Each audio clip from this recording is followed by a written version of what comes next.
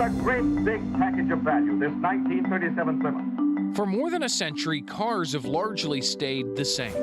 See those wheels, Dan? 4 wheels, an engine, a steering wheel, and a driver. Human and mechanics. 3 weeks ago, we bought another Ford. Dave has it all to himself. And I now have the ranch wagon all to myself. It's a whole new way of life. The marketing set up a relationship between car and driver. Car ownership meant status and freedom. Free to be the guy you wanna be. Free to be the girl you're gonna be. And Mustang, 68. But that relationship is about to end. Cars are divorcing their drivers. Oh my gosh, it's changing lanes on its own. I'm not touching it at all, and it's driving. Whoa, whoa. Driverless technology is completely changing the game, and the effects will domino far beyond the car industry. Entire job sectors will be hit.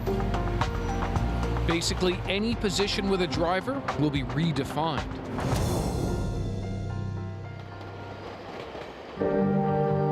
We will almost surely experience a radical shift in how we move, where we live, and what our cities look like.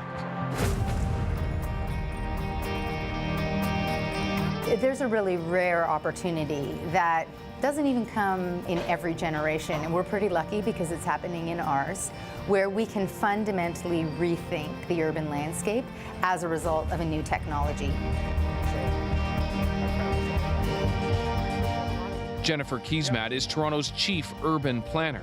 She sees the changes ahead, and she's excited. We can design roads in a fundamentally different way. We can likely narrow the roads because I also believe that vehicles will become much smaller. We can narrow the roads, meaning we can expand the public space.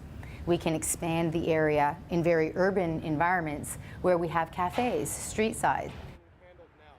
It's a world that Barry Kirk has been lobbying governments for years, and he thinks we're now racing towards a tipping point. And there are 2 mega trends. One trend is towards automation. The other trend is towards the shared society, as we see with Uber and Airbnb and others. And when those 2 trends converge and we have shared use of driverless taxis, that's going to have a huge impact. Kirk says we're only a decade or so away from that reality, and when it comes, it will eventually put drivers under the scope. Let's say in 2030 or 2035, if we can prove by then that computers are much safer drivers than humans, and that humans by comparison are dangerous, is it ethical to allow humans to keep on driving?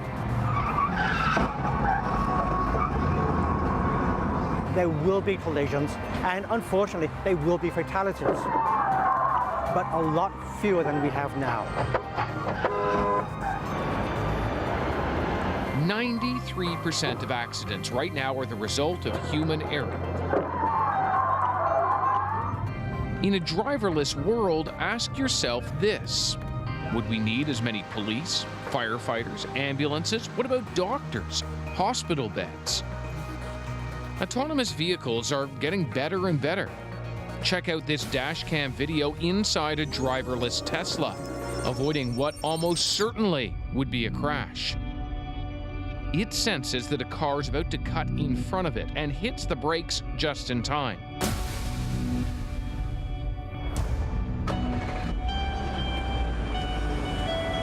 There's no doubt driverless cars react faster than people can.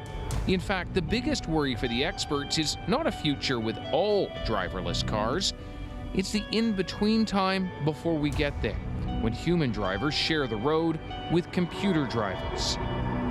What's been happening with the Google vehicles is that humans see a car, they know it's being driven by a computer, they know it's a very, very good defensive driver, so they'll cut in front of it and do silly, stupid, dangerous things.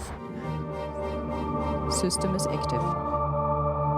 Traditional car companies like Volvo, Lexus, and Mercedes are diving into the autonomous market, but they're not trying to replace the driver.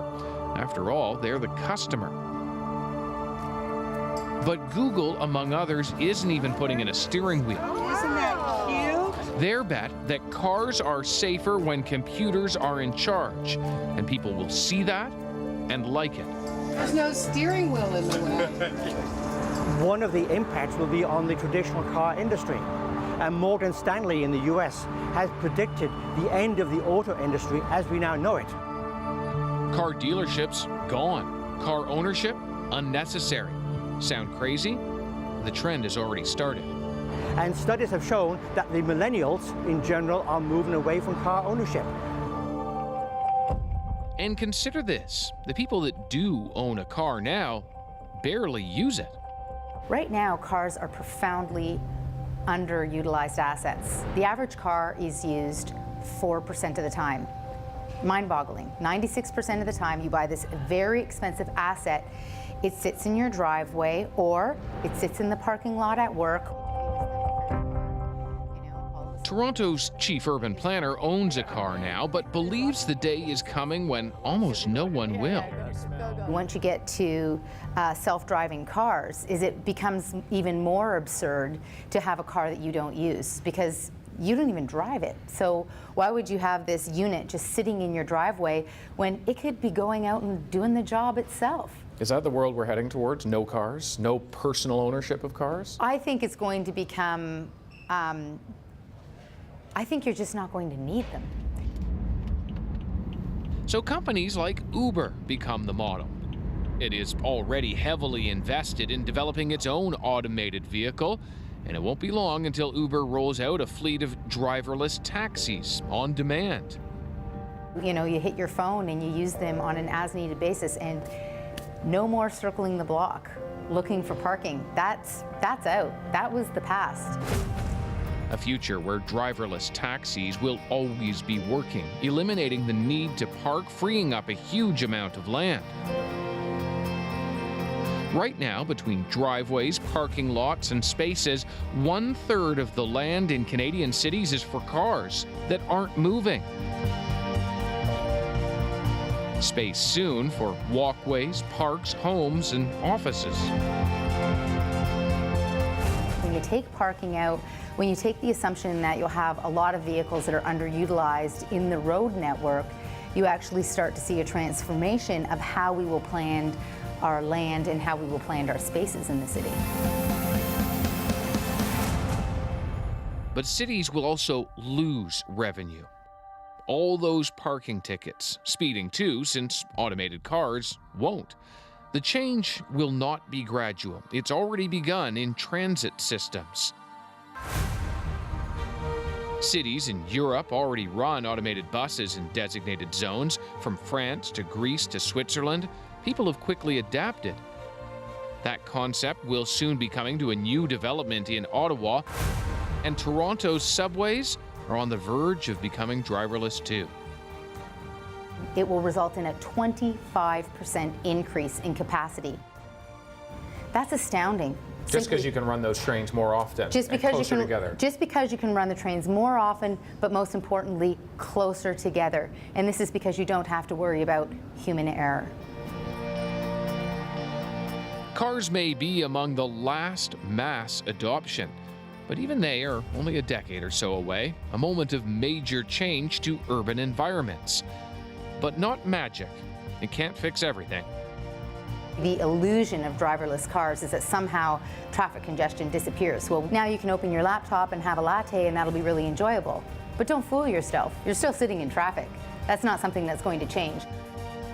So it seems rush hour traffic might just be the only thing that won't change in a driverless future. David Common, CBC News, Toronto.